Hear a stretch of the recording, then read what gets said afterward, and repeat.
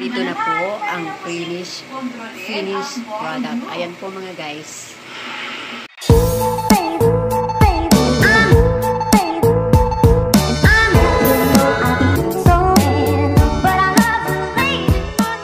Good morning! Welcome to my channel, Jobras Kitchen. Bago po ang lahat, please subscribe my channel. Please like and share. Subscribe my channel, Jobras Kitchen. Magluluto po ako ngayon ng tortang tuna. Ayan. Mga ingredients ay magic sarap, bawang, itlog, harina, sibuyas, paminta, at saka syempre mantika, at lalagyan din natin ng kunting asin. Okay, let's start na mga guys.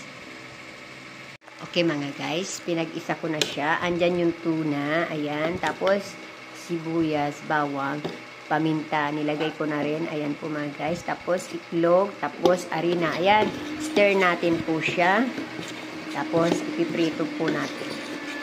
Ayan po mga guys.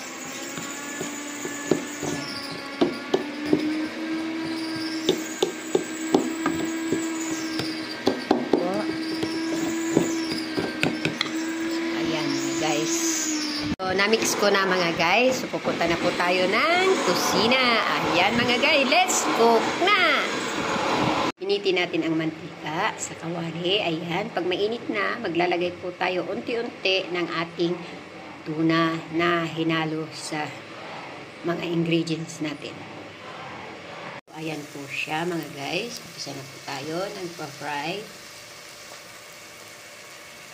Mga guys, nabaliktad ko na po siya. Ayan po. Sarap. Yummy. Ang finished product po. Mga guys, kain na po tayo.